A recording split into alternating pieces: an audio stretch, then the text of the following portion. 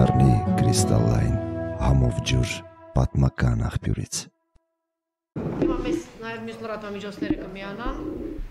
2 րոպեից։ Մենք ուղիղ եթերում ենք, խնդրում եմ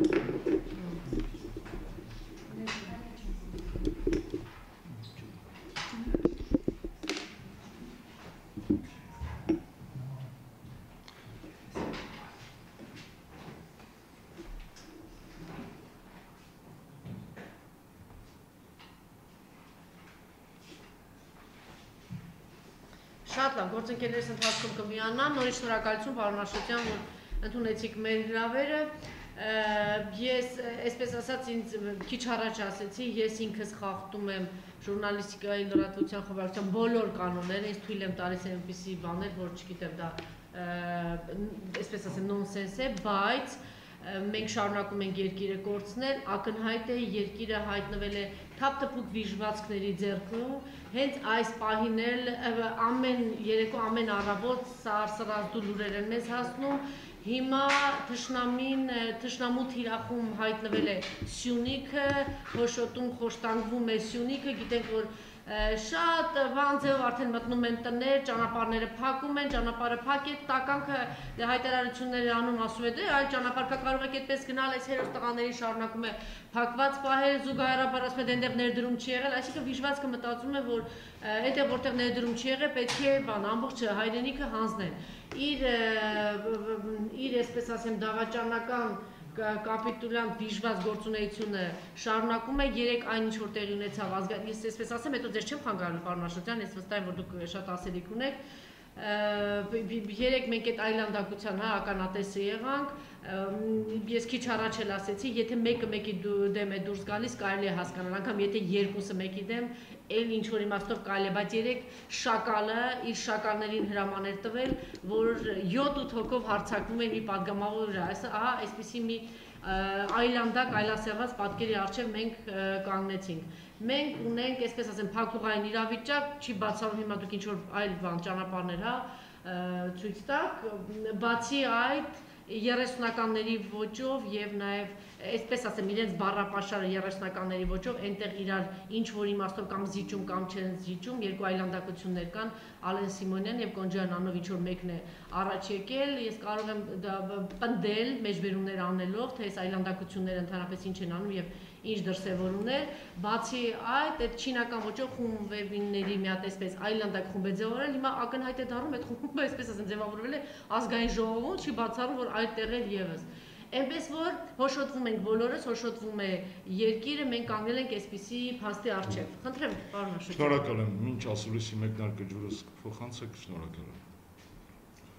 Սիրելի հայրենակիցներ, հարգարժան Տիկին Թովմասյան, հարգարժան լրագրողներ, շնորհակալ եմ, որ ժամանակ եք գտել եւ պատրաստ եք լսելու իմ գնահատականները ստեղծված իրավիճակի մասին։ Մենք ապրում ենք շատ տագնապային իրականության մեջ։ Եվ ես կցանկանամ այսօրվա ասելիքս մի քանի խմբի բաժանեմ, որովհետև իրականում շատ է կուտակվել։ Այնինչ տեղի ունեցավ ազգային ժողովում, բնականաբար կառավարության ծրագրի քննարկում չէր։ Մի պարզ պատճառով մենք ապրում ենք էքստրաորդինար, տարօրինակ, ոչ սովորական իրականության մեջ, երբ որ պատմության, համաշխարհային պատմության մեջ առաջին անգամ իր ազգը կործանման տարած ղեկավարը վերընտրվել է։ Եվ այս հանգամանքը մեզ երեսով է տալիս երկու մարդ, Ալիևն ու Նիկոլը։ Եթե հիշում եք կառավարության նիստի քննարկումները, ապա ցանկացած մեղք, որ ընդդիմությունը դնում էր Սրիկայի առջև, նա փորձում էր սվաղել հունիսի 20-ին իր ստացած քվեները մեջ բերելով։ Եվ նույն գործելավոճը որդեգրել էր նաև մի քանի օր առաջ Ալիևը, երբ որ նույն հիմնավորմամբ ասում էր, որ հայ ժողովուրդը համակերպվել է այս իրականության հետ եւ հայ ժողովրդին բանակ պետք չէ, զինել պետք չէ եւ այլն եւ այլն։ Կառավարության ծրագիր չէր կարող քննարկվել, որովհետեւ կառավարության գոյությունը այսօրվա իրականության մեջ ամենամեծ սպառնալիքն է։ Հայաստանի թիվ 1 սպառնալիքը Նիկոլ Փաշինյանի եւ իր խունտայի քաղաքական գոյությունն է մեր պետական ապարատում, հետեւաբար կապ չունի, թե ինչ թուղթ են բերել այն մարդիկ, ովքեր սպառնում են մեր անվտանգությանն ու պետականությանը։ Այդ թղթի քննարկման ժամանակը չէր, ոչ էլ քաղաքական մշակույթը դա էր պահանջում։ եւ նրանք էլ իբր թե բողոքում են, որ բովանդակային քննարկումներ չկա։ Իրենք շատ կուզենան, որ խնդիրը տեղափոխվի փաստաթղթերի, նախագծերի, քննարկումների դաշտ, որպեսզի կարողանան, այսպես ասած, կեղծ կոնստրուկտիվիզմի քողի ներքո փչացնել ընդդիմությանը, նախ եւ առաջ պետք է ասել, որ ընդդիմությունը գուցե հետո մի քիչ խոսենք, պետք է զգոն լինի, միշտ չէ, որ այդ հարվածները, այդ որոգայթները տեսնում է ժամանակին, պետք է անկեղծ խոստովանենք դա, բայց դա առանձին թեմա է։ Հիմա ինչ եք ուզում, կառավարության ծրագրի բովանդակային քննարկում եք ուզում, եթե կարծում եք դրա ժամանակն է, խնդրեմ, արտաքին բլոկը ամբողջությամբ խայտառակություն է։ Արցախի հանրապետություն ձևակերպումը չկա կառավարության ծրագրի մեջ։ Չկա Արցախի հանրապետություն հիշատակում, առհասարակ այդ եզրույթը գոյություն չունի։ Բայց այս սրիկան ազգային ժողովի ամբիոնից մի քանի անգամ ասեց Արցախի հանրապետություն, երևի մինչ այդ գրառումս կարդացել է։ Ժուլիկը որն է, նա թսիկ է, կներեք։ Եթե այդքան դուխ ունես դա ասելու ազգային ժողովից, ամբիոնից, դուխ ունեցի գրի դա կառավարության ծրագրի մեջ, որ կա դեռևս Արցախի հանրապետություն հասկացություն։ Եթե դու դուխ չունես գրելու, հելել ես ազգային ժողովում ինչ գարշահոտանք ես տարածում եւ փորձում մարդկանց մոլորեցնել։ Հաջորդը կառավարության ծրագրի մեջ չկա գեթ մեկ նախադասություն, սիրելի հայրենակիցներ, որ Ադրբեջանին եւ Թուրքիային պետք է պատժել վերջի պատերազմի համար։ Խոսքը չի գնում այս պահի դրությամբ ռազմական ռևանշի մասին, խոսքը գնում է դիվանագիտական պատժամիջոցների մասին։ Եկան 44 օրվա պատերազմի արդյունքները, հետևանքները, այդ պատերազմի ընթացքում հազարավոր սպանված երիտասարդների արյունը, քաղաքացիական անձանց ռմբակոծելը, դպրոցների վերացելը, ծննդատուն ռմբակոծելը, գերիներին գլխատելը, ֆոսֆորային ռումբեր օգտագործելը, Մերձավոր Արևելքից վարձկաններ բերելը ոչ մի կերպ այս կառավարությունը չի ուզում Ալիևի եւ Էրդողանի դեմը դնի։ Դուք ներել եք Թուրքին եւ ադրբեջանցուն 44 օրվա պատերազմի համար։ Սիրելի հայրենակիցներ, նրանք ովքեր ընտրել են Նիկոլ Փաշինյանին, դուք գիտակցել եք, որ ձայն տալով այդ քաղաքական խունտային, դուք երկրորդ անգամ սպանել եք 5000 հոգու։ Հիմա գոնե մեր աչքերը, ձեր աչքերը կարող են բացվել։ Այսինքն մենք ինչ ենք ասում, ինչ եղել է, հա։ Մեր դիվանագիտությունը, մեր արտաքին քաղաքականությունը չի հետապնդելու դիվանագիտական հարթակներում, նորից եմ ասում, Ալիևին եւ Էրդողանին պատժելու, դիվանագիտական գործիքակազմով պատժելու խնդիրը։ Իդեպ ասեմ ձեզ, ավելորդ անհամեստություն թոչեն չի։ Դրա համար կան նաև արդեն ստեղծված հիմքեր, Եվրոպական խորհրդարանի զեկույցներ կան պաշտոնապես ընդունված, որտեղ գրած է, որ պատերազմի հանգամանքները պետք է ուսումնասիրել միջազգային անկախ փորձաքննության արդյունքում։ Դրա նախադեպերը պատմության մեջ կան։ Ռուս-վրացական 2008 թվականի պատերազմի հանգամանքները ուսումնասիրվել են Եվրոպայի խորհրդի խորհրդարանական վեհաժողովի մանդատով, զեկույցը հրապարակվել է եւ այդ զեկույցով ի դեպ Ռուսաստանը փաստացի արդարացվել է որպես ոչ ագրեսոր, թեպետ միջև այդ արևմտյան լրատվական միջոցները պնդում են, որ Ռուսաստանն է սկսել պատերազմը։ Իսկ այս գործիքը ձևական չէ, այս գործիքը մեզ պետք է Եվրոպական խորհրդարանում նաեւ իմ ու իմ ընկերների մեր կուսակցության ջանքերով այդ բանաձևերի մեջ դա գրված է։ Կա նաև միջազգային հասարակական կառույցների զեկույցներ, չէ, Human Rights Watch, Amnesty International, թե ոնց են կտանքների ենթարկել գերիներին, ոնց են սպանել քաղաքացիական անձանց, ոնց են խախտել հումանիտար միջազգային իրավունքը, այդ ամբողջ զեկույցները կա, բայց այս կառավարության համար դա գերական նպատակ չէ, որ հավաքել միտեղ այդ ինֆորմացիան ու միջազգային ատյաններում հետապնդել ազգային շահը, չէ, նրանք ներել են Թուրքին։ Որ դուք ներել եք ադրբեջանցիներին, որ սպանել են մեր երեխեքին։ Դուք ներել եք դա։ Իրանք ներել են, իրանք ձեր անունից են ներել դա։ Իմ անունից չեն ներել, ես նրանց չեմ ընտրել։ Հաջորդ խնդիրը բովանդակություն եք ուզում, խնդրեմ։ Արտաքին քաղաքականության բլոկում չկա Արցախի գրավյալ տարածքների դեօկուպացիայի հարցը։ Մինչև ընտրություններ ուզում եմ սա դες հիշեցնեմ,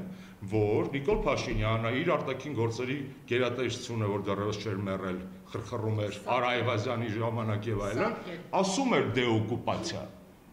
Պրես ռելիզները նայեք, գրած էր դեօկուպացիա եւ այլն, մենք էլ ասում ենք վերջապես ինչ որ մի ճիշտ բան են գրել։ Բայց կառավարության ծրագրում չկա դա, դեօկուպացիա չի լինելու, Շուշիի հադրութի վրա խաչ են քաշել։ Այսինքն մենք բացարձակ արտաքին քաղաքականության մեջ դա էլ չենք հետապնդելու, գոնե բանակցային գործընթացի մեջ Մինսկի խմբի վերաբերող հատվածում դա պետք չէր գրել, ուրիշ բովանդակություն եք ուզում, խնդրեմ։ Աշխարհի ամենախոշոր խաղացողներից մեկը դարձել է Չինաստանը, հա, այս տարածաշրջանում հստակ շահերով, կոմունիկացիոն շահերով։ Միշտ չէ որ այդ շահերը կարող են համադրվել Հայաստանի ընթացիկ շահերի հետ, օրինակ Չինաստանը շահագրգռված է Թուրքիայի հետ կոմունիկացիոն նախագծերում տարածաշրջանային։ Դուք Չինաստանի նման գերտերության մասին միտողով գրում եք, որ Չինաստանի, Հնդկաստանի եւ Ճապոնիայի հետ պետք է հարաբերությունները կարգավորել, հա։ Դուք ուզում եք, որ այդ գերտերությունը, ուզեք չուզեք, դա գերտերություն է, խնդան ձեր նախկին օմեգաները եւ փոխ օմեգաները չինական վակցինայի վրա, բեմից չխնդան եւ այլն։ Հա, դուք հասկանում եք, այսինքն այս Ժորժ ջան, այս տգետների, տհասների գրած թուղթի ինչը քննարկես, ինչը քննարկես, կարող եմ շարունակել էլի գրածը։ Գրածը ԱՄՆ-ի հետ հարաբերությունները դուրս են եկել ռազմավարական երկխոսության մակարդակի։ Ման ինձ հայտնի միակ բանը, որ ԱՄՆ-ի հետ եղել է, Լիլիթ Մակունցի նշանակումն է։ Լիլիթ Մակունցը հանել է հայ-ամերիկյան հարաբերությունները ռազմավարական երկխոսության մակարդակի։ Ում է ապուշի դրել, ապուշի տեղ դրել։ Անգլերեն տենց բան կա, WTF, what the fuck, Տիկին Մակունց։ Դուք իրոք կարծում եք, որ ռազմավարական երկխոսության մակարդակի եք հանել ԱՄՆ-ի հետ հարաբերությունները։ Բա որ հանել եք, ԱՄՆ-ն միլիոնավոր դոզաներով Pfizer-ը բաժանել 65 երկրի, ձրի, 65 երկրի մի քանի օր առաջ, մի քանի շաբաթ առաջ ԱՄՆ-ն իշխանությունը միլիոնավոր դոզաներ բաժանել է 65 երկրի, ձրի։ Դուք կարողացիից միլիարդներ հատկացրեցիք այդ Pfizer-ը առնելու համար։ Բա դից երկխոսում եք, այտենց ռազմավարական եք։ Բա 65 երկրի մեջ որ չկանք մենք ԱՄՆ-ի համար, բա որտեղ կանք։ Այս թեման կարող եմ շարունակել Եվրոպական միությունով, կարող եմ շարունակել Իրանով, կարող եմ շարունակել կրթությամբ, գիտությամբ, այսինքն ինչ նստենք թուղթ քննարկենք։ Ակնհայտ է, չէ՞ որ ոչ թղթի ժամանակն է, ոչ էլ դրանք կարող են թուղթ ստեղծել։ Հիմա գանք ազգային ժողովի այս վերջի միջադեպերին, Տիկին Թովմասյան։ Ինձ գիտեք, Նիկոլին հաճախ են համեմատել Նեռի հետ, գիտեք, Նեռը Նեռոնից է եկել, հռոմեական կտցրած իզվրաշեն բան է եղել, կայսր այսպես ասած։ Այս վերջի միջադեպը այս նույն տրամաբանության մեջ է։ Նեռոնը ինչով էր հայտնի բազմաթիվ բաներից զատ, որ քրիստոնյաներին, որոնք այդ ժամանակ փոքրամասնություն էին կրոնական, տանում էր Կոլիզեում եւ հոշոտում էր վայրի կենթանիների միջոցով, ու ինքը նայում ուրախանում էր։ Նույն տեսարանն է, քիչ առաջ իմ գործընկեր Գևորգ Պետրոսյանը դրա մասին խոսեց։ Նույն տեսարանն է։ Փոքրաթիվ քաղաքական քրիստոնյաներին տարել են Կոլիզեում ու քսի են տվել բորենիներին, շակալներին, բորենիներին քսի են տվել քրիստոնյաների վրա, այդ սրիկանել նայում հրճվում է։ Բայց Նեռոնի հետ համեմատելը իրան շատ է, գիտեք խի։ Հա իհարկե դերասան է, Նեռոնի նման դերասանը նույնքան անտաղանդ է։ Իհարկե կտցրած է, Նեռոնի նման կտցրած է, նույնքան անբուժելի է, բայց Նեռոնը այնուհանդերձ տղա էր։ Երբ որ տեսավ կործանվում է, ասաց какой актер умирает, погибает ու թռավ դաշույնի վրա։ Հիմա ասում եմ Նեռոնը կնեղանա երևի ինձանից, որ ის թուլամորթին ես համեմատում եմ։ Հիմա վերադառնանք շակալներին։ Ես զարմացած եմ պարզապես։ Մարդիկ ում գոյության մասին իրենց ուսանողական տարիներին բուհերում չգիտեին։ Երբ որ Արսեն Թորոսյանին նշանակել էին նախարար, իր կուրսի երեխեքը տեղը չէին բերում, որ ինքը հետով այդում են նշանակել մեր կուրսից։ Ես բժշկականում 11 տարի սովորել եմ, 18 տարի աշխատել եմ։ Այսինքն այդ մարդը, որ եղել առողջապահության նախարար, աշխատակազմի ղեկավար, հա, դնում եմ իրեն վերջին խուլիգանի պես է պահում, վերջին բորենիի պես է պահում, որովհետև մենակով բուհում իր գոյության մասին չգիտեին։ Սիսակ Գաբրիելյան։ Չէ։ Սիսակ քոմոդ քֆուր էին տալիս ընտրությունների ժամանակ ընտրատեղամասեր էր մտնում, ազատությունով մի հատ ողբ էիր սարքում բանով, հիշում եք տենց բրբրթել էին, ինչ էին արել, մի հատ ռեպորտաժ կա հայտնի, մտել է շտաբերից մեկը ընտրակաշարքի մեջ էր մեղադրում եւ այլն։ Այս տենց բան է, տեստոստերոն եք սրսկվում տղեկ, անաբոլ դոպինգ եք ընդունում, հա, տենց ազվերին եք խմում։ Մեկը մեկին վրա իրոք հասկանալի է, լավ։ Հին բանը մենամարտ է։ Մեկը մեկով տեսանք, չէ,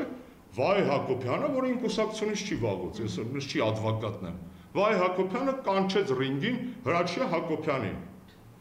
Տեսանք չէ ինչով վերջացավ։ Հրաչյա Հակոբյան առուց էս ճղումը տեղ, հա,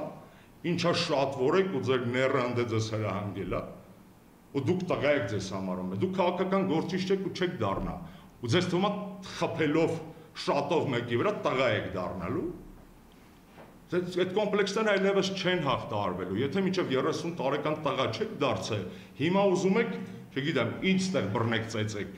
Դուք տղա չեք դառնալու։ Դուք ինչպես եղել եք ոչնչություն, այդպես էլ ոչնչություն մնալու է։ Կոնջորյան Հայկ։ Կոնջորյան Հայկ։ Ես Էդմոն Մարուքյանից ներողություն կխնդրեմ այս փուլում, որովհետև իր հետ կապված դեպք պետք է պատմեմ, որ իր հետ է եղել։ Նու այսօրվա այդ էակը խոսում է ինչ-որ դավաճանությունից, հա, կապիտուլյացիայից եւ այլն։ Ման ձեզ պատմեմ այն ինչ-որ եղել է։ Ես ներողություն եմ խնդրում մեր հեռուստադիտողներից, կարող է երբեմն ձեզ թվա, որ մանր բաներով եմ զբաղված, մանրանում եմ, բայց կներեք Ժողովուրդ ջան, նախ մանրեաբանին չեն մեղադրում, որ մանրեներով է զբաղվում, հա, այս դեպքում, իսկ մանրեները փոքր են։ Երկրորդը կյանքը ցույց է տալիս, որ ինչքան փոքր է արարածը, այնքան վտանգավոր է, կորոնավիրուսը ձեզ օրինակ։ Դրա համար կպատմեմ մանրների մասին։ Ուրեմն մի օր, երբ որ Մանեթ Հանդիլյանը, որը Արևելյան գործընկերության պատվիրակության մեջ էր, իմ ղեկավարությամբ աշխատում էր, նշանակվեց նախարար, Էդմոնը Կոնջորյան Հայկ ասում ես բերում։ Պատվիրակությունը կարևոր էր, մենք դիվանագիտական մարտերի ու աշխատանքի մեջ էինք։ Ասաց Հայկը կգա իմ սանիկն է, բան ասի լավ։ Մի օր հանձնաժողովի նախագահի կաբինետում նստած եմ, աշխատում եմ, Էդմոնը զանգեց, ասաց գալիս ենք։ Բառացիորեն գրեթե, ձեռքից բռնած Կոնջորյանին բերեց իմ կաբինետ։ Ասաց էսա լավն է, սովորացրա, ցույց տուր, ոնց են աշխատում, ինչ են անում, մեծ սիրով դա արել են։ Իհարկե ինչպիսի աշակերտ էր Կոնջորյանը դիվանագիտության մեջ, այդ հետո մի առիթով կպատմեմ, որտեղ մենք երկու պատվիրակությամբ հետո միասին գնացել ենք, բայց դա չի խնդիրը։ Այս մարդը ում խավորը վերել է իմ մոտ, որ ես իր հետ աշխատեմ, սովորացնեմ, կադր սարքեմ, այսօր խոսում է դավաճանությունից։ Դավաճանը, խաչը դավաճանածը, մերոնը դավաճանածը, խոսում է դավաճանությունից ու չասի իմ անձնական կյանք եք մտնում։ Դա անձնական կյանք չի։ Ես անձնական կյանք ոչ մեկի օջախ չեմ մտնում, ոչ մեկի անկողին կներեք բառիս համար չեմ մտնում։ Ինչու սա անձնական չի, շատ պարզ պատճառով, որովհետև նա դավաճանեց իր խավորին ու պետական մակարդակով Նիկոլը խրախուսեց դավաճանությունը։ Այդ դրա համար սա անձնական հարց չի, որովհետև դա անձնական կլիներ, եթե Էդմոնին ու Հայկին ոչ մեկ չճանաչեր։ Երբ որ նա դավաճանեց ու խրախուսվեց դրա համար, այդ դա պետական մակարդակով դավաճանությունները խրախուսելու քաղաքականության շատ տիպիկ ու շատ ցայտուն օրինակ է։ Այդ մարդը ինչքան ուզում է իրան ճղի, շերեփից են կոմ, հա, ինչով է հիշվել, շերեփով է հիշվել։ Հիմա ուզում է ազգային ժողովի ամբիոնից էքսկավատորի շերեփ թափարի, մեկը ոնց եղել է քաղաքական իմաստով շերեփուկ, այդպես էլ շերեփուկ մնալու է։ Իր հայտարարություններին կա, հա, Սերժ Սարգսյանի հետ կապված։ Այնտեղ քննարկելու բան չկա, ես շերեփուկ չեմ քննարկում, ինչը քննարկեմ։ Բանակցային գործընթացի մասին խոսենք, հա, որտեղ գերագույն վիժվածքը դա, այսպես ասած, դա է շրջանում, մանիպուլացնում էր։ Նիկոլ Փաշինյանը մեզանից ստացել այնպիսի բանակցային ժառանգություն, որը թույլ էր տալիս Հայաստանին ամուր կանգնած լինել իր դիվանագիտական բանակցային դիրքերի վրա, Մինսկի խմբի համանախագահների հետ համահունչ օրակարգ ձևավորել եւ երբեք չմեղադրվել ապակառուցողական լինելու համար։ Այսօր էլ այդ բանը անձնավորությունը ցիտեց Սերժ Սարգսյանի ելույթը, նորից մանիպուլյացիա, 18 թվականի ապրիլի 17-ի մասին է խոսքը։ Բառացի ինչ է ասել Սերժ Սարգսյանը։ Ասել Ադրբեջանի ապակառուցողական պահվածքի պատճառով բանակցություններ այս բանին չկան, բայց մի երկու կարևոր հանգամանք, որ կամ ինքը մտավոր թերհասա չի հասկանում, կամ էլ պարզապես սրիկա է ու խափում է։ Մինսկի խմբի համանախագահների եւ Հայաստանի դիրքորոշումները նույնական էին, Ադրբեջանը աշխարհի դեմ էր։ Ադրբեջանը այդ ժամանակ աշխարհի դեմ էր, իսկ վերջին պատերազմի ժամանակ ինչ էր։ Մենք էինք աշխարհի դեմ, բայց ոնց եղավ 2.5 տարվա մեջ Հայաստանի միջազգային հեղինակությունը, բանակցային հեղինակությունը ոտնահարվեց այն աստիճանի, որ Մինսկի խմբի համանախագահները իրականում 44 օրվա պատերազմի ընթացքում շատ երկար ժամանակ լուրջ քայլեր չէին ձեռնարկում այդ պատերազմը ժամկանգնեցնելու համար։ Կլիներ պատերազմ Սերժ Սարգսյանի վարչապետության օրոք, կարող է լիներ, այո։ Ինչքան կտևեր այդ պատերազմը։ Մի քանի օր, ինչպես տևել է ապրիլյան պատերազմը։ Ինչու եմ ասում, որովհետև պատերազմները երկու դաշտում են վարվում։ Ռազմադաշտում բանակի արդիականացման ծրագիր էր սկսվել եւ իրանք փոխել են գնումների պլանը։ Իդեպ դրա մասին էլ պետք է միշտ հիշեցնել։ Նրանք գնումների պլանը փոխել են, բերել են շատ է խոսվել խաղալիք սուեր առանց ռակետների, բերել են ներկած հորդանանական ԱԿԱ-ասա իորդանական, հա, ներկած, հետո ելում ասում են ծախսերը այսքան ավելացրել են, գնացել եք զիբիլը առել եք, բերել եք, ծախսերը ավելացրել եք, հետո ասում եք բանակի վրա ներդրում են կարը, անօթաչուների ձեռքբերման պրոցեսից ինչ կար տղեկ, ինչ կար, հիշեցնեմ Նվեր Մնացականյանի մոտ Նիկոլ Փաշինյան ասում էր, որ հա գրել էին անօթաչուների ձեռքբերման մասին, բայց չէին գրել որտեղից առնենք։ Չգեր իշխանության, մենք գիտենք որտեղից առնենք եւ ումից առնեինք։ Եթե քեզնից բարձր էր այս նշաձողը, որ դու վերցրեցիր, բա խի էիր գալիս այդ նշաձողի տակ մտնում, այդ շտանգայի տակ խի էիր մտնում։ Եվ երկրորդը, դիվանագիտական դաշտում վստահաբար Սերժ Սարգսյանով եթե պատերազմ լիներ, էլի 3-րդ, 4-րդ, 5-րդ օրը կանգնելու էր։ Զոհեր կունենայինք, ավաղ պատերազմը մշտապես զոհեր է պահանջում։ Տարածքային փոփոխություններ գուցե էլի մի 300 հեկտար, բայց ինչ կանեինք, ոչ մի ռազմավարական նահանջ չէր լինի, հազարավոր զոհեր չէր լինի, Արցախի բանակցային պրոցեսը չէր տապալվի ու Հայաստանը նորից կկապիտալիզացներ այդ պատերազմը հերթական դիվանագիտական հաղթանակի մեջ։ Ոնց որ Դուշանբեում ծախեցիր Ալիևի վրա Վիեննան ու Սանկտ Պետերբուրգը, ծախեցիր։ Դավաճանությունը այո նաև դրա մեջ էր, որպեսզի չկրակեն ընտրություններից առաջ դու էլ գաս ասես, տեսեք ժողովուրդ ջան, իմ օրոք չեն կրակում։ Ժողովուրդը ժամանակ չգիտեր դա ինչ գնով է։ Ժողովուրդը չգիտեր, որ եթե այդ պահին չեն կրակում, հետո պարզապես բայրակթարներով մեզ ոչնչացնելու են 2 տարի հետո։ Էլ ինչից խոսեմ։ Հա, ինչ ասում, իմ անունը չտվեց, բայց 2 անգամ ՀՀԿ փոխնախագահի վրա հղում էր արել իր առաջի ելույթում, բանի հետ կապված, անկախության հարաքվեի հետ կապված Արցախի ուզում դրան էլ անդրադառնալ։ Բանակցային փաթեթի մեջ Արցախի կարգավիճակի հարցը լուծվելու էր ազատ կամարտահայտմամբ։ Լինելու էր 3 փաստաթուղթ։ Դրա մասին ոչ միայն Սերժ Սարգսյանն Արմյուզի եթերում ասել, դրա մասին Մարիա Զախարովան ասել, որ լինելու էր 3 փաստաթուղթ՝ հայ-ադրբեջանական, եռանախագահների եւ ՄԱԿ-ի անվտանգության խորհրդի որոշում։ Ում եք խափում։ Հիմա ասում ես, բան, ադրբեջանցիները 20 քանի տոկոս էին։ Կամ չգիտի, կամ սրիկա է, ժողովուրդ ջան, կներեք բառապաշարիս համար։ 1991 թվականին Արցախի հանրաքվեի անկախության ադրբեջանցիք ապրում էին Արցախում դեռ։ Այո, ապրում էին։ Քանի տոկոսն էին։ Ըստ սովետական միության վերջին մարդահամարի 21%-ը։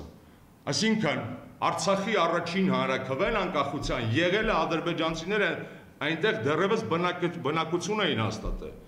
Ազդեց դա հանրաքվեի արդյունքների վրա։ Ոչ, Արցախը հռչակվեց, այո, որովհետև 70%-ից ավել հայազգի բնակչությունից մոտ 80 քանի տոկոսը գնացել էր քվեարկության։ Ադրբեջանցիները ընդեղ էին բոյկոտել էին, հայերը ընդեղ էին գնացել էին։ Այդ հարաբերակցությամբ էր, չէ, այն սուտասան փաստաթղթերում գրված այդ ժամանակ։ Անկամ եթե այդ հանրաքվեն այդ պայմաններով լիներ, այդ հարաբերակցությամբ, էլ չեմ ասում, որ բանակցությունները գնում էին այն ուղղությամբ, որ իրատեսական չի ադրբեջանական բնակչության մասնակցությունը հանրաքվեին, հա։ Փաստաթղթերը նորից կարդա։ Էլ ինչ սուտ բացահայտեմ, ասեք։ Մի քանի բան էլի գրել եմ ես այստեղ։ Հա, Խաչատուր Սուքիասյան։ Ես նորից ներողություն եմ խնդրում անրանալու համար։ Այսօր էլ ասնախ Խաչատուր Սուքիասյանը բազմաթիվ հարցերի դեռ դատարանում կպատասխանի, որովհետև Սերժ Սարգսյանի շահերի պաշտպանը երեկ հայտարարեց, որ Սերժ Սարգսյանը դիմելու է դատարան իր բարի համբավին ասած վնասը փոխհատուցելու պահանջով եւ ներողություն խնդրելու պահանջով։ Բայց ես էլ հարցեր ունեմ։ Այս հարցերին թող ինքը հետո պատասխանի։ Ես երբեք սա չեմ ասել, այս 3 տարվա մեջ պարզապես անբարոյականությունն էլ չափում քաղաքական շահն էլ չափ ունի, ամեն ինչ չափ ունի։ Այսօր ասում Սերժ Սարգսյանի կաբինետի վրա գրած էր ՀՀ նախագահ, դրա համար է ես իմ հարցերով այնտեղ դիմում։ Հարգելի լրագրողներ, մի օր որ տեսնեք Խաչատուր Սուքիասյանին, հարցրեք։ Դիմել ես անձնական խնդրակով Սերժ Սարգսյանին, որը գտնվել է Արմեն Աշոտյանի այդ ժամանակ պաշտոնեական լիազորությունների տիրույթում։ Հետո քեզ ուղարկել են Արմեն Աշոտյանի մոտ, որ այդ խնդրով զբաղվի։ Հետո Արմեն Աշոտյանը օրենքի շրջանակներում օգնել է քեզ այդ հարցը լուծել։ Հետո դու շնորհակալ եղել ես, հետո հրավիրել ես ինձ ձեր տուն հաց ուտելու։ Հետո ինձ նվեր տվել ես մեծ լավ նկար, իդեպ այդ նկարը հետո ես վերանվիրել եմ վեհապարին, մայր եկեղեցում, որովհետև Գուրոս նկարչի նկար էր եւ եկեղեցի էր պատկերված վեհապարին, եկեղեցուն եմ նվիրել։ Հետո մենք ընկերություն արել ենք, հետո դու ինձ քո մեքենայով Մելիք Ադամյան 2 իջացրել ես, իսկ Սերժ Սարգսյանի կենացները խմում էիր, ոչ միայն իմ լիքը մարդկանց ներկայությամբ, իսկ Նիկոլին փնովում էիր այդ ժամանակ, պարոն Սուքիասյան։ Այս հարցերի պատասխանների, իսկ Ալեն Սիմոնյանին ծննդյանս օրով իմ պատիեզդի մոտ նվերով ուղարկում էիր, ուրիշ բան չմտածեք, վերնաշապիկ եւ փողկապի երկուսն էլ կներեք, պարոն Սուքիասյան, դուրս չեր եկել վերանվիրել եմ։ Այդ բոլոր հարցերի պատասխանները կտակ չէ լրագրողներին։ Այս մի մասն է, պուճուրիկ, իմ հետ կապվածի պուճուրիկ մասն է։ Ու այսքանից հետո դուք ձեզ թույլ եք տալիս բարձրանալ բեմ, ինտերվյուներ տալ ու Սերժ Սարգսյանի բոթասների մասին խոսել։ Գիտեք ինչ է հիշեցի։ Այսօր հիշեցի։ Սերժ Սարգսյանի կազինոյի թեմայի մեջ, հա, Խաչատուր Սուքիասյանը երևանցի, մարզաբնակ մեր բնակիչներին խնդրում եմ Խաչատուր Սուքիասյանի կերպարով երևանցիների մասին պատկերացում չկազմեք, մենք շատ ավելի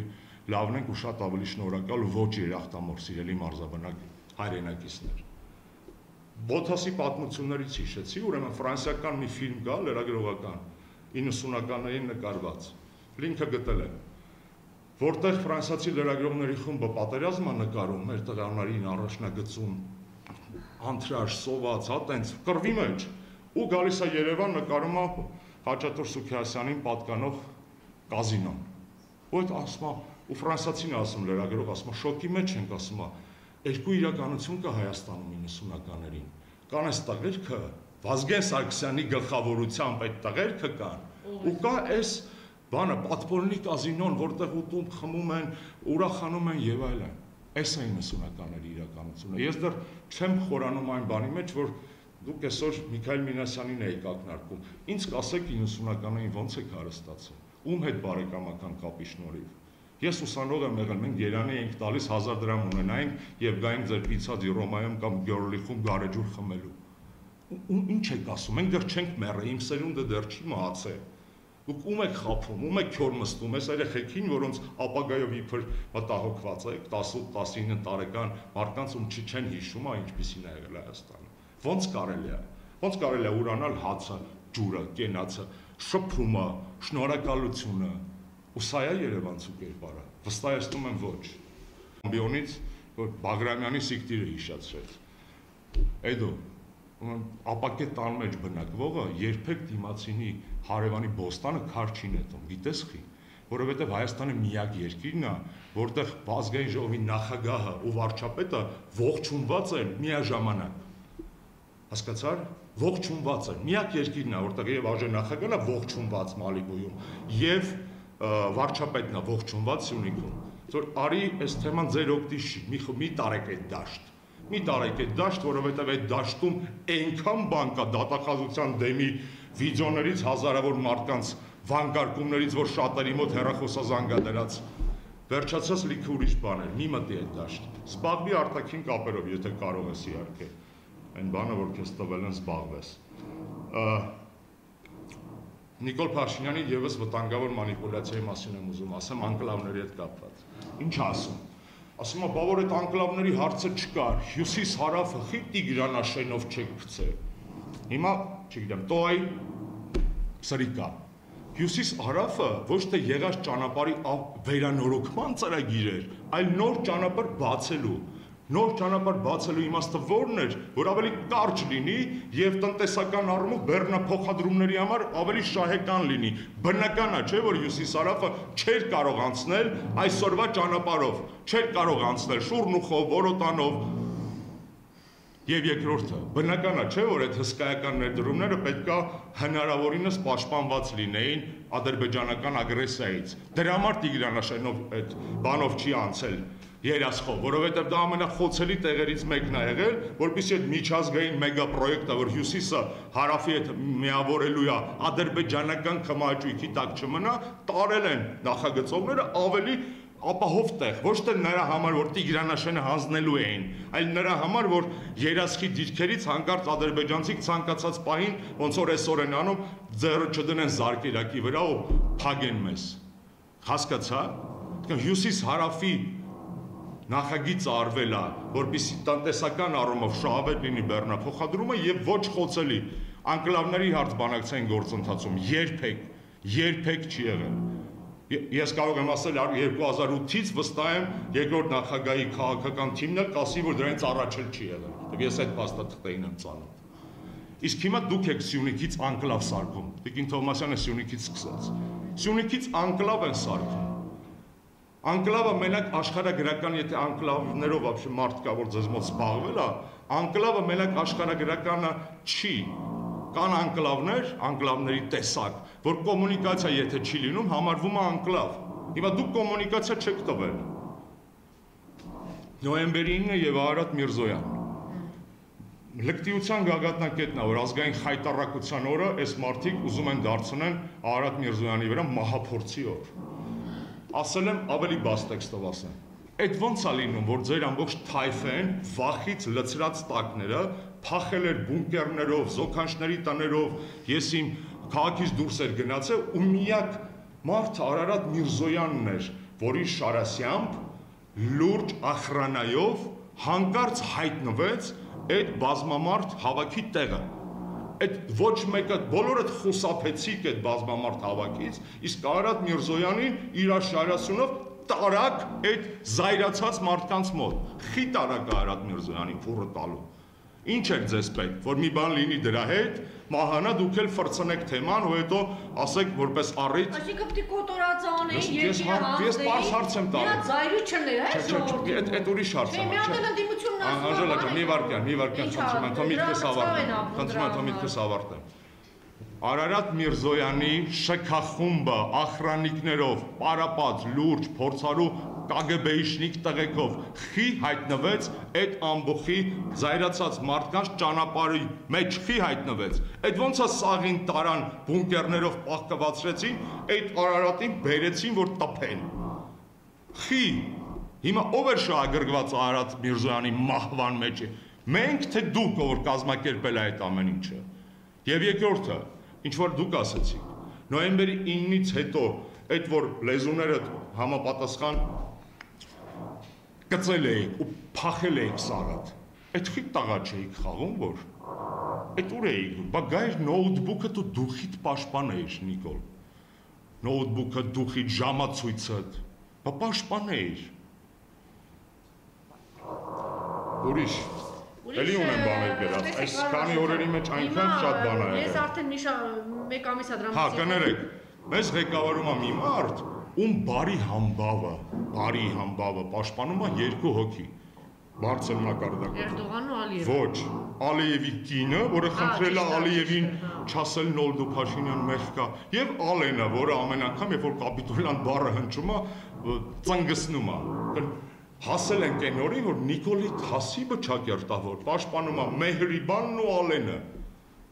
Զավեշ տալի չէ՞ իրականությունը։ Ձեզ ամոթ չի, ասում է Ալիևը միշտ էլ հոխորտում էր։ Ալիևը միշտ էլ հոխորտում էր, ճիշտ է։ Բայց երբ որ հոխորտում էր, առնվազն 6 հոգի Ալիևի դիվանագիտական լեզուն վերցնում էին, այլ մանրամասն էին մտցնում, մարմնամասը կներեք։ Առնվազն 5-6 հոգի։ ԱԳՆ-ն խորհրդանական դիվանագիտությունից առնվազն 2-3 հոգի ձեր խոնարհ ծառան մեջը, էլ չեմ ասում, որ պարբերաբար Սերժ Սարգսյանն էր դղկսնում։ Վերջին անգամ երբ է Ալիևին պատասխանել։ Վերջին անգամ խորհրդարանական մակարդակով Ալիևին մեկը պատասխանել է, DJ-ի պատասխանել ես դու արդեն արտաքին հարաբերությունների հանձնաժողովի նախագահ ես Հաչում Ալիևը պատասխանել եք որ գոնե միջազգային մամուլում ձեր կարծիքն էլ գնա որ վաղը մյուսօր խորհրդարանական դիվանագիտության մեջ կարողանաք Ալիև իրանք սատկասն ինքը չի կարող ու դուք ուզում եք ժողովուրդ ջան որ մենք այս ոհմակի բերած ծրագիրը քննարկենք այս ոհմակի որը ձեզ ֆրցնում է ոտի վրա խափում է ոտի վրա այսօր ասում է բանը պատիվ ունեմ ընդդիմությունը չխոսեց բանից, սահմանադրական կեղծված ընտրություններից, հա չխոսեց։ Պետք է խոսել, այո, պետք է խոսել, չգիտեմ թե չխոսեց։ Բայց քո ոհմակը եւ դու չխոսեցիր ընտրակաշառքների մասին։ Հիշեցնեմ ընտրություններից 2-3 օր առաջ պատիվ ունեմ դաշինքի վրա շոու էր սարքե, ընտրակաշառք զանգվածային, մտել էիք շտաբերը Երևանից մինչև մարզեր, բախի չխոսեցիր։ Բայց դրա համար ավելի քիչ ձեն եկա, որտեղ վերջի 3 օրը պարալիզացրել էր մեր շտաբերի աշխատանքը, մարդկանց վախեցրել էր։ Ոնց որ Սյունիքի համայնքապետերի վրա մի ուրիշ համայնքապետ բան գրեց, ինքը ազատվեց, իրանց բռնեցին։ Այտենց էլ մերոնց էր համոզում, բռնում էր, ասում էր մի բան գրեք։ Այն ավելի հայտնի քաղաքական մարդկանց վրա մի բան գրեք։ Չստացվեց, այնտեղ ստացվեց, այդտեղ չստացվեց։ Պարալիզացրել էր։ Հա, մի բան էլ, այսօր ասում է Հայաստանի Հանրապետությունը ոչ մի ներքին վտանգ չկա, հիշում եք, բոլոր վտանգները արտաքին են։ Լավ բան ես ասում։ Բա որ ներքին վտանգ չկա, այդ ազգային ժողովում մի քանի 100 զինված մարդ ինչ գործ ունի։ Բա որ ներքին վտանգ չկա, խիան քո են թափ թփուկները արժեում ասում, ահաբեկչությունից ենք վախենում։ Հիմա ներքին վտանգ կա, թե չկա։ Եթե կա խի ես խափում ամբիոնից, եթե չկա այդ հրոսակախմբի խես բերենդ է, բերել ես որ ընդդիմությանը ճնշես, չի ստացվում, չես տեսնում, 5-ը այսօր իշխանը լավ ասաց, ով որ ընդդիմության վրա ձեռը բարձրացնելու կարող է հանգիստ քնել, երջանիկ մարդ է, տեսնենք։ Շատ լավ, բայց մյուս կողմից տեսեք պարոն Աշոտյան, արժե առհասարակ ընդհանրապես արձագանքել եւ պատասխանել իրենց, որտեղ այս մարդը ինչ հնարավոր է այլևս արել է եւ ինչ որ չգիտեմ ծրագրի շուրջ խոսել, ինչ որ բացատրել, ինչ որ արձագանքել, ինչ որ չգիտեմ ինչ անել։ Մի հատ էլ հանրությանը փորձել բացատրել, որտեղ հնարավոր մաքսիմալը արել է։ Այսօր ամենակարևոր խոշոր վտանգը մենք տեսնում ենք Սյունիքն է եւ չգիտեմ ես մի ամիս է դրա մասին խոսում եմ, ասում եմ հենց այն ժամանակ որ եթե բազմաթիվ համայնքապետեր կան հայտարարեցին որ այս տականքը պիտի գնա, չէ, հրաժարական տա։ Ինչու հատկապես այս տղան, ինչու հատկապես Սյունիքի համայնքապետերի։ Այդ հարցը չեք տալի, որ այսինքն երբ որ խելամիտ մարդիկ հայտարարում են, որտեղ այս տականքը ուզում է տալ Սյունիքը, փակել է կամ ջարդել է կոնկրետ դիմադրությունը։ Հիմա տեսեք, այս թեմաներով ինքը էլի շեղում է այս տականքը։ Այնտեղ ճանապարհը փակել են, ակնհայտ է, չէ՞, Կապանի հարցնալուծում, Գորիսի հարցնալուծում, այնտեղ չի թողնում արդեն ադրբեջանցիները մտել։ Մենք այստեղ նստել ենք, այսինքն իր կազմակերպված բանի մեջ ենք։ Ինքը ունի իր սցենարը, բնականաբար այդ սցենարը կա, այդ սցենարը Հայաստանի շահերի հետևողական ոտնահարման միջոցով սեփական իշխանության շարունակությունն է։ Վաղուց եմ դեռ ասել ինքը ինչ է արել, ինչ է անում։ Ամիսներ առաջ եմ ասել, ինչ ասել եմ լինում է։ Ինքը հանձնում է Թուրքին, ինչ որ Թուրքը ուզում է, մնացած տարածքը փորձել է մտցնել ռուսական կամ միջազգային պրոտեկտորատի տակ ու ինքը իշխանության մնա։ Այս 3 բաղադրիչն է իր գերնպատակը։ Այսօր էլ ասեց, չէ, մի քանի օր առաջ առաջի ելույթում ասաց։ Ասում է Գարնանը դելիմիտացիայի պայմանագիրը պատրաստ էր, ներքաղաքական զարգացումների պատճառով այդ գյոզալ պայմանագիրը չստորագրվեց։ Այ ընկեր, այդ ինչ ընկեր, այդ տղա։ Եթե այդ պայմանագիրը գյոզալ էր, բախի չստորագրե այդ ժամանակ։ Բա թքիր ընդդիմության դժգոհության վրա, բա ստորագրե գյոզալ պայմանագիրը մեր շահերից բխող։ Բախի չստորագրե։ Վախում էիր ընտրություններից առաջ։ Բա եթե տենց գյոզալ պայմանագիր կար, բա ընտրվե բրծել ես, հիմա ստորագրի։ Ընդդիմությունն է մեղավոր, որ չես ստորագրել այդ դավաճանական փաստաթուղթը։ Ընդդիմությանը պետք է մերսի ասել, որ այդ պայն կանխել է ու հույս հատնել, որ ընդդիմությունը հիմա այդ թվում փողոցային պայքարով կկարողանա կանխել նոր աղետ, որտեղ դեօկուպացիայի, դելիմիտացիայի, դեմարկացիայի անվան տակ ինչ են բրթում, ժողովուրդ ջան, բրթում են 3 բան, անկլավներն են տալու։ Մի հատ Տաոշից պատգամավոր կա, չէ, որ 2 բանով է հայտնի, որ ասել է Ադրբեջանը, մի րոպե, 2 բանով է հայտնի, ասել է ադրբեջանական հողեր կան, պետք է հետանք, մեկ էլ հետևից խփում է։ Այ հենց այդ պատգամավորի ասած ադրբեջանական հողերը հետ տվեցիք, այ տենց ոնց որ ինքն անդիմության հետևից հարձակում, այտենց ադրբեջանցիներն են մեր վրա Տաոշում հարձակվել հետևից։ Մեր վրա, որովհետև Այդտեղ հազարավոր այլ մարդիկ կան, տասնյակ հազարավոր բնակիչներ կան, ես չունեմ բան մաղց կամ չարություն Նիկոլին ընտրած մարդկանց համար, շարքային մարդկանց համար։ Այսօր ինքը կարևոր բան չպատասխանեց։ Այդ դելիմիտացիայի համաձայնագրի նախագծի մեջ Ադրբեջանի տարածքային ամբողջականությունը ինչով է ճանաչելու։ Արցախով, թե առանց Արցախ։ Դուք Հայաստանի մնացած հատվածների մասին։ Հիմա Արցախն եմ ասում։ Հիմա այդ դելիմիտացիայի մեջ գրված է լինելու, որ Արցախն էլ է մեջ Ադրբեջանի, թե չէ։ Այդ հարցի պատասխանը խի այսօր չտվեցին, ընդդիմությունը բարձրաձայնում էր։ Խի փախար։ Հարցից խուսափելն էլ է պատասխան։ Պարզա որ դու դեմ չես լինի, որ Արցախն էլ Ադրբեջանի տարածք դիտվի ու վերջանա այդ թեման։ Եվ երրորդ խնդիրը, որ ասում եք Միջանցքի տրամաբանության հարց չենք քննարկում։ Հիմա ինչ ասեմ։ Նոյեմբերի 9-ի փաստաթուղթը, որ ստորագրել ես, ռուսերենի դասատուն քեզ ռուսերեն սովորացրել է։ Նոյեմբերի 9-ի փաստաթուղթը, որ ստորագրել ես, վերջի կետը կարդացել ես, արա։ Դու կարդացել ես վերջի կետը։ Դու տեսել ես, որ դու արդեն այդ Միջանցքի հետ կապված տվել ես 2 ճակատագրական համաձայնություն։ 2 ճակատագրական համաձայնություն։ Առաջինը, որ այդ Միջանցքի վրա Հայաստանը սուվերենություն չի ունենալու, Միջանցքը հսկվելու է ռուսական ՖՍԲ-ի զորքերի կողմից։ Տեսել ես դու ստորագրելուց առել դա։ Եվ երկրորդը, տեսել ես, որ ասել ես, որ ապագայում կողմերը նաև նոր կոմունիկացիաներ են, լոգիստիկ, տրանսպորտային կառուցել։ Տեսել ես։ Ասում են կապիտուլանտ եք, որտեղ նոյեմբերի 9-ի փաստաթղթի դեմ չեք, դա տախմարն էր։ Նոյեմբերի 9-ով դուք ավելի շատ թղթով եք հող հանձնել, քան կռվով։ Վերցրեք քառակուսի մետրով հաշվեք։ Որ ասեցինք Չեղյալ ենք համարում այս նոյեմբերի 9-ի փաստաթուղթը։ Քելբաջարը հետ է գալու հիմա, Լաչինն է հետ գալու հիմա, Շուշին ու Հադրութն է հետ գալու հիմա։ Բա որ ստորագրել եք այդ կարիդորի հարցը, ո՞նց եք հիմա դուք պատկերացնում։ Աստված տա չլինի միջանցքային տրամաբանություն, Աստված տա։ Բայց դուք դրա հիմքերը արդեն դրել եք, ռուսերեն մարդ չկար կողքդ հասկացող։ Այն որ ասում եմ նոյեմբերի 9-ի փաստաթուղթը ես բան եմ արել, ին վրա եմ վերցրել որոշումը, որ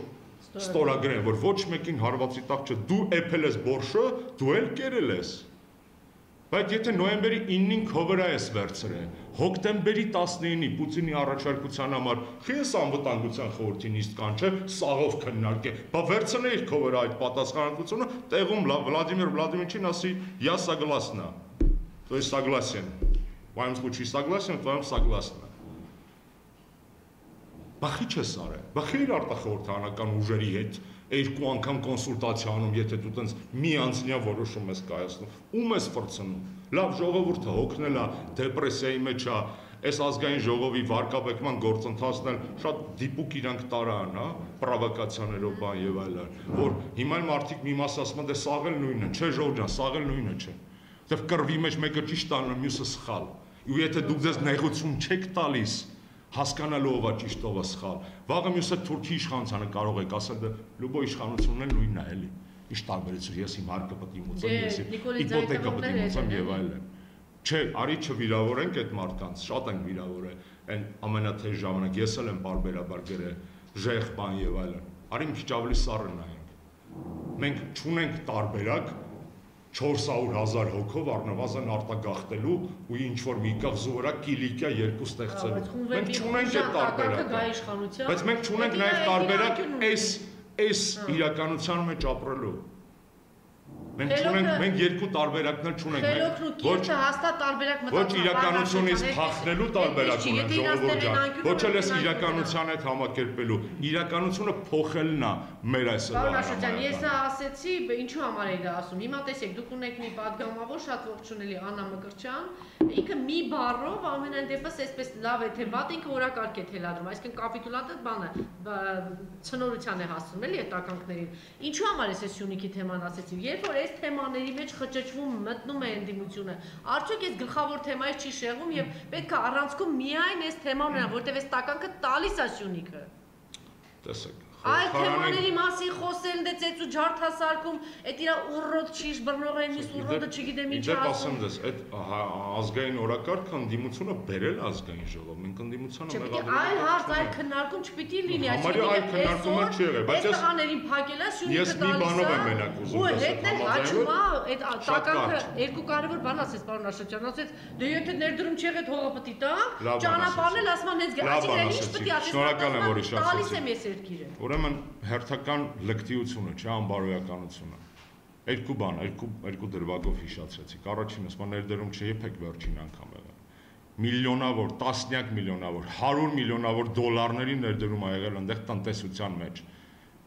Լրատվամիջոցները հանել են ցանկերը։ Ինքը ով է, որ այդպեսի հարց բարձրացնում դուք եք պատասխանել։ Չէ, ես պետք է պատասխանեմ, որովհետև դու ես տենց ասում ինքը ով է։ Մարդը ով է։ Անժելա, մի որ կանգնի ասի դուք Անժելա տենց եք ջան, արել։ դու եք այդպես մտածում, բայց 100 հազարավոր մարդիկ կարդում են ու այդպես չեն մտածում։ Իմ խնդիրը ձեզ համոզելը չի։ Իմ խնդիրը մարդկանց խնդրելն է կարդան։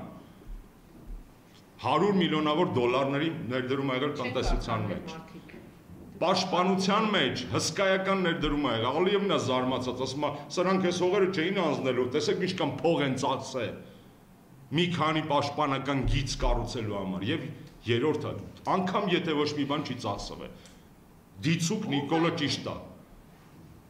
Այդտեղ արյուն է թափվել։ Ամենամեծ ներդրումը, որ այդ հողերի վրա արվել է, արյուն է թափվել, հայի արյուն է թափվել, մեր հերերի, մեր զավակների, մեր եղբայրների արյունն է թափվել 90-ականներին։ Այդ հողը ներդրված է արդեն։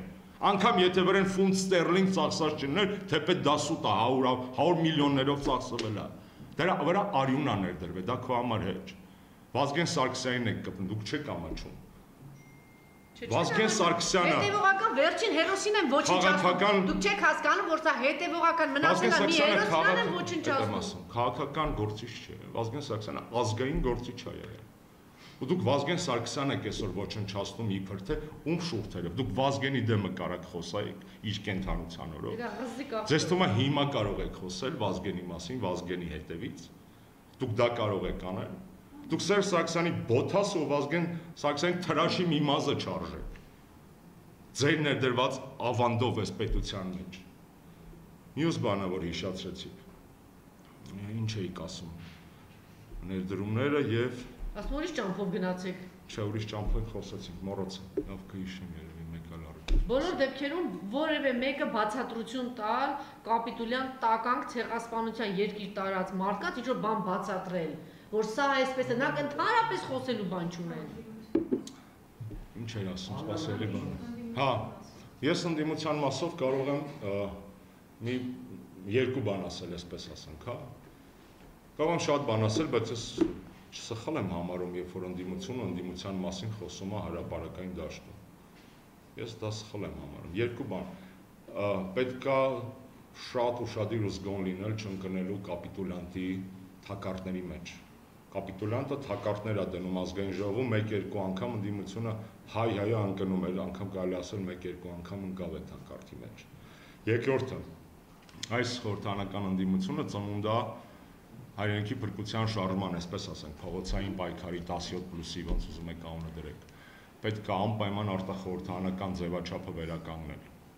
Արգելի խորհրդանական ընդդիմություն, ես դա արել եմ այդ առաջարկը հրապարակավ, կա ինտելեկտուալ քաղաքական պոտենցիալ արտախորհրդարանական ու հականիկոլական միաժամանակ, եւ այդ պոտենցիալի հետ մենք ճանապարհ ենք անցել, դուք եք անցել, կարծում եմ այդ պոտենցիալը պետք է անպայման գնահատված ու ներառված լինի այս քաղաքական իրականության մեջ։ Պետք է չի կարելի մոռանալ նախկին դաշնակիցներին, ոչ ոք չէր մոռացել այս բանը, բայց եթե այսպես շարունակվի կմոռանան։ Եվ այդ դաշնակիցները նախկին չեն լինում, որովհետև խնդիրը լուծված չի իրականում, իսկ այնտեղ կա շատ մեծ պոտենցիալ եւ առանձին քաղաքական գործիչների եւ քաղաքական ուժերի տեսքով եւ հուսով եմ, որ ընդդիմության մեծագույն սխալն է առաջնորդվել որևէ մեկի, հատկապես կապիտուլյան վիժված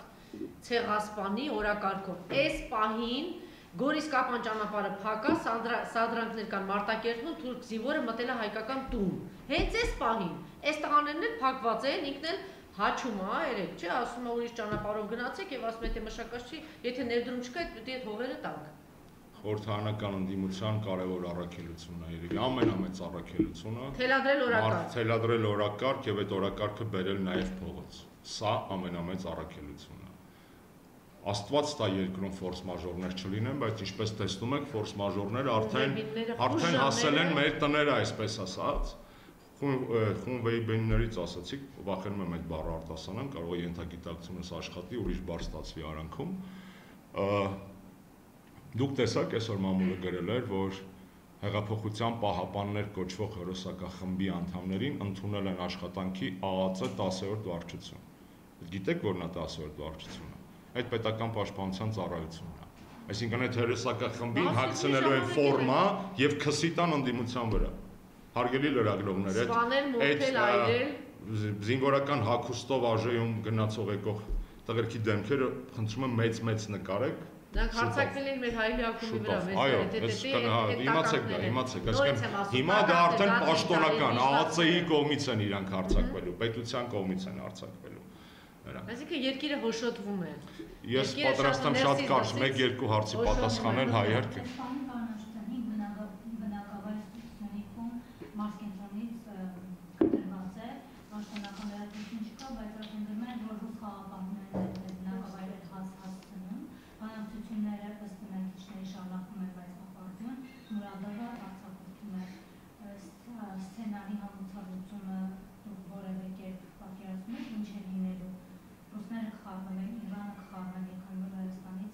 Իրանը բացահայտ չի խառնվի, Ռուսաստանը կանի են ինչ-որ իր մանդատի մեջ է, բայց մեր ողբերգությունը նրա մեջ, որ անգամ դուք ձեր հարցի մեջ արդեն համակերպել եք այսօրվա իրականության մեջ ու չենք հարցնում Հայաստանը ինչ կանի, որովհետև Հայաստանը ներկայիս իրականության մեջ չունի ինքնիշխանություն սեփական տարածքի նկատմամբ, չունի, եւ սահմանների նկատմամբ չունի, եւ արտաքին քաղաքականության մեջ չունի, ոչ մի բան չունի, եւ ես մեկ այլ սցենարից եմ վախենում, կարճ ասեմ ձեզ, կարճատև նոր պատերազմ, այս սրիկան հելնի ասի ժողովուրդ ջան պատերազմը հել եք նորից կռվեք, ժողովուրդը մի մասը գնա, մեծ մասը չգնա, ասի ես ինչ ասեմ, ասել եմ կռվեք, չէ, հանձնում եմ։ Ես դրանից եմ վախենում։ Ես վախենում եմ հենց այդ սցենարից, շատ կարճ ու տենց սխեմատիկ նկարագրեցի, բայց ես վախենում եմ այդ սցենարից, որ հեն ասի չկռվեցիք, հիմա ինչ են ասում, ասում Շուշիի բանը, Արցախի նախագահը ասում էր թուրքը 5 կիլոմետր հեռու է, չեկաք, դա հողերը ձեր գլխին գա, չես հայրենի հողը ափսոս է, որ ձեր գլխին գա։ Բա ասում էի 25,000 զինվոր կա Արցախում, որ բռ, հետո 30,000 կար, հետո 35,000 կար, Շուշիի պաշտպանության համար վերջի օրով Երևանից պետք է ջոկատները կամավորական գնային, բայց 35,000-ը ուր էր Արցախում, որ այդքան փրկել ես։ Խիք խոսացնում, ինչ 44 օրյա պատերազմի հանգամանքները ուսումնասիրող հանձնաժողով սրանց տակ, դուք պատկերացնում եք ինչա լինելու։ Ով է գալու ցուցմունք տա սրանց դեմ, ով է գալու իրականությունը պատմի։ Մովսես Հակոբյանը երկու բան ասեց, իջեքատ քրգործ են վրան արուցե։ Օնիկը մի բան փորձեց ասել կիսատ-պրատ, տեսակ ինչ են անում։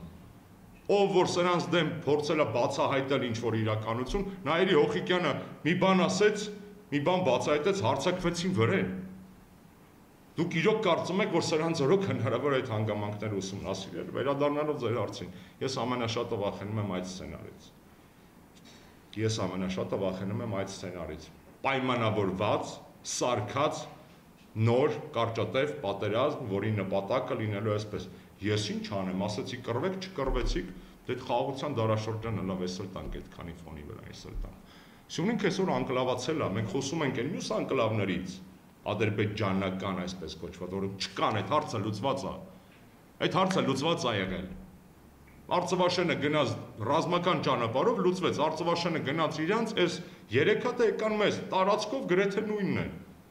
Ու միջազգային պրակտիկայում իդեպ անկլավների հարցը այդպես է լուծվում հարևան պետությունների միջով։ Բելարուսն ու Լիտվան 90-ականներին անկլավներ ունեն իրար մեջ, փոխանակեցին։ Ուզբեկստանը եւ Ղրղստանը պայմանավորվել են, որ այդ անկլավները փոխանակեն։ Մենք դա փաստացի 90-ին լուծել ենք։ Խիես անկլավների հարցը բերում նորից մեյդան։ Այդ պայմանագրում դելիմիտացիա գրի, որ Արցվաշենը իրանց, անկլավները ստե այսպես կոչված։ Ձեր ասում ես վարչատարածքային բաժանման օրենք, հերթական ստոր սուտը։ Ընդդիմությունը 100 անգամ ասեց, որ ոչ մի ներքին օրենսդրությամբ արտաքին սահման չի գծվում։ Արտաքին սահման չի գրվել Արցախ, որտեղ Արցախը ճանաչված չի եղել պաշտոնապես մեր կողմից։ Դա բանակցությունների մեջ են եղել։ Բայց եթե այդ օրենքով սահմանը կարգավորվում։ Բա Վրաստանի հետ խեք դելիմիտացիա անում, մենա վարչատարածքային օրենքով բրծեք, ասեք հենա վարչատարածքային օրենքը մենակ Ադրբեջանի հետ չի, չէ, նաև բանի հետ է սահման, Վրաստան ասեք ընդեղ էլ է։ Այդ վարչատարածքային օրենքով անկլավներ կա նկարագրված, հա։ Այդ ոնց է, երբ որ իրանց ձեռը տալի կռուտիտ գտնեն, այդ օրենքն են բերում, երբ որ ձեռ չի տալի մոռանում են, ընդ անկլավ բար կա, այդ վարչատարածքային օրենքում 2010-ի տենց բան է գրած։ Լավ, հայ Սյունիքն է ամբողջությամբ դարձել անկլավ, այսինքն անկլավը նորից կրկնեմ, միայն աշխարհագրական կան անկլավներ, որոնք թեպետ աշխարհագրական առումով կպած են մայր հողին, բայց կոմունիկացիան անցնում է հարևան պետությունով, հա, ոնց են կոչվում դրանք, կոմունիկացիոն անկլավներ են կոչվում, անկլավների քաղաքագիտության մեջ կա, կնայեմ հետո ձեզ կասեմ, չեմ հիշում կոնկրետ տերմինը, փաստացի այդպես է, եթե իրանք կոմունիկացիա չունեն մայր Հայաստանի հետ, փաստացի անկլավ են դառնում, ու Սյունիքն է ամբողջությամբ անկլավ դառնալու, հարևան կողքից ճանապարհներ կառուցելով հարցը չես լուծելու։ Այսինքն ինչ, ասենք, այս երակը, որ ստեղով անցնում է, ոչինչ, թո ձեռքդ կտրեն, այս երակը մենք կբերենք ստեղով կանցկացնենք, դուք ձեռքդ կտրեն, զարկերակը փոխեն տեղը, ասեն ոչինչ, որ այսքան մասը չկա ձեռքիդ։ Զարկերակը սենց կտանենք։ Ամրագրում ենք, որ ժամ-ժամ հանձնում է Սյունիքը։ Այո, Եվ այլ վերջին հարցերը հարցը այսօր արդեն չգիտեմ։ Շնորհակալություն անդրադարձակ պարոն Աշոտյան, բայց կուզեմ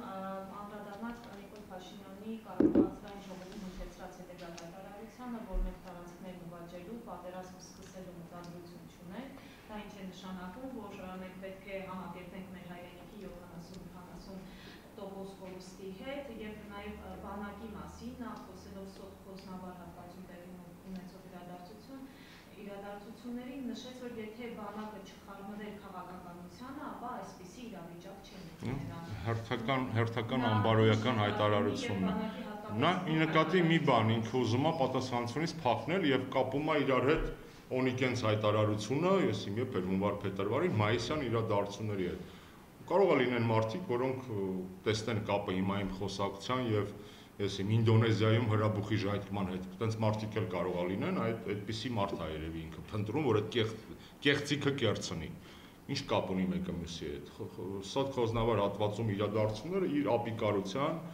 իր դավաճանական խոստումների, իր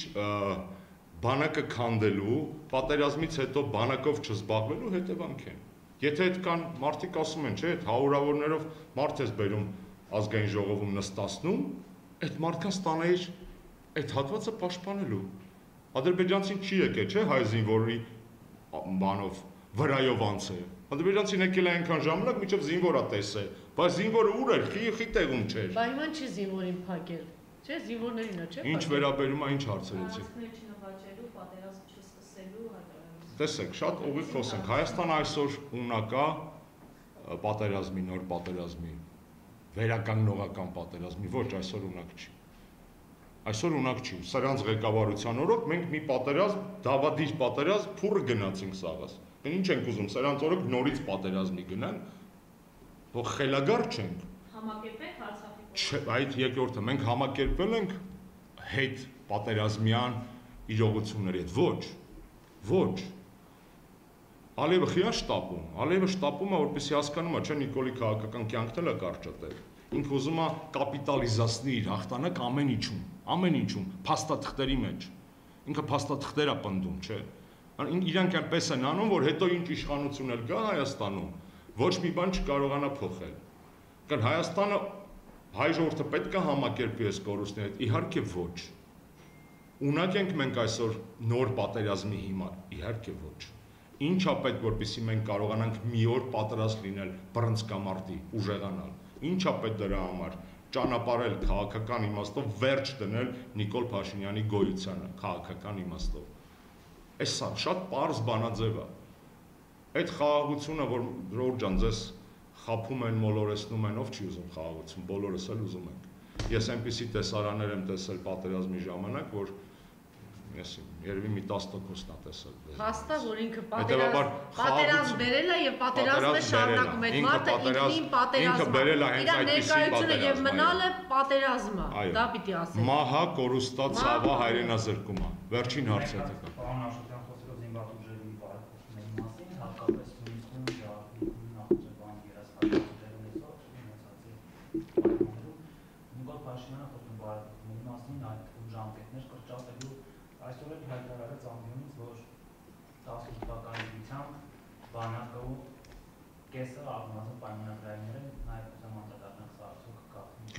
Վատ է որ կեսը պայմանագրային են եղել, բանակը պետք էր համալրել, նաև պայմանագրայինով համալրել։ Որ հոբիվին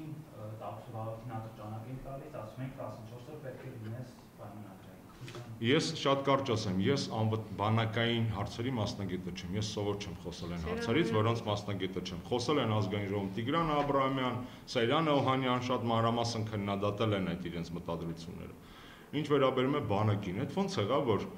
Տաուշյան մարտերից հետո են, որ Սարդար բանակը հայտարարվեց ամենաինտելեկտուալ ու մարտունակը տարածաշրջանում, իսկ ընդամենը 3 ամիս անց ոչնչություն Արծրուն Հովհաննիսյանը ասում է լավ բան, կատարյալ բանակ չէր ժառանգել։ Ոնց է լինում։ Ոնց է, վերցրեք նայեք Սարդարապատի ելույթը։ Վերցրեք նայեք, ինչ ասում, հայկական բանակը ապացուցեց, որ ամենաինտելեկտուալն է, մարտունակն է տարածաշրջանում։ Այդ ինչ փոխվեց, նոլդու, ինչ եղավ։ Ինչ չի զանգել մերի բանը, չի կարա զանգի, կարող եք ձեզ պրյամոյ կապով ուղիղ կապով զանգել։ Ինչ եղավ կապիտուլան։ Ոնց եղավ այդպես։ Ոնց կարելի է այս մարդու հետ կապել հայ ժողովրդի ճակատագիր ապագայել։ Ես պարզապես նորից կրկնեմ, այս իրականությունը ընդունելի չի, իրականությունից փախնել չի ստացվելու, իրականությունը պետք է փոխել։ Ցավոք սրտի, իրականությունը հնարավոր կլինի փոխել այս տեմպերով միայն հերթական արհավիրքի նախաշեմին, այ հիմա պետք է լինեն փողոցային, օրինակ վակցինայի դեմ բողոքում եք ժողովուրդ ջան, ասում եք բանա 5G-ա, չեսի ինչ են անում վակցինայի դեմ, ամեն մեկի որոշումն է, ես վակցինացվել եմ, չեմ բան անում, բայց վակցինայի դեմ որ բողոքում եք, որ ասում ենք դասի չեն թողնելու ուսուցիչներին, ես իմ այդ 30,000 դրամը մեծ փող է ուսուցիչների համար էլ բաների համար, դասախոսների համար էլ, բոլորի համար, պետական աշխատողների համար էլ, հասկանում եմ, որ կեղտոտություն ու ստորություն են անում ձեր հանդեպ, որ ձեզ լավ չեն բացատրել, որ դա պետք է վակցինացվել, կեղծ լուրերի մեջ իրանք այնքան են էփվել, որ չեն կարողանում ձեզ ճիշտ բացատրել վակցինացիայի եւ